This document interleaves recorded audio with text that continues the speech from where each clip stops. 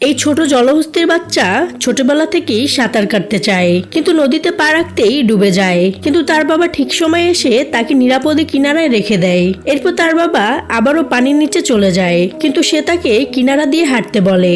ছোট জলহস্তি 5 সেকেন্ড তার কথা মানে, কিন্তু যখনই সে সামনের রাস্তা পানি দিয়ে ভরা দেখে সে আবারও পানিতে লাফ দেয়। সেভাবে এইবার সে সাঁতার কাটতে পারবে। কিন্তু তখন একটি হলুদ মাছ দেখে সে একটি মোটা গোলাপি মাছের উপরে পড়ছে, তো সে দ্রুত তাকে টেনে বাঁচিয়ে নেয় আর জলহস্তি আবারও ডুবে যায়। কিন্তু তার বাবা আবারও এসে তাকে বাঁচিয়ে নেয়। মন খারাপ করে জলহস্তি কিনারা দিয়ে হাঁটতে থাকে, আর পিছনে পিছনে ওই দুই ছোট মাছও তার সাথে চলছিল।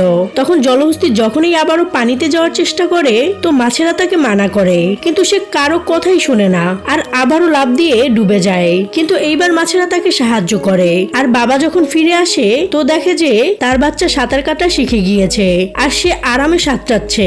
কিন্তু আসলে সে সাঁতার কাটতে পারে না, বরং মাছেদের সাথে বন্ধুত্ব করে নিয়েছিল, যারা পানিতে হাঁটতে তাকে সাহায্য করছিল।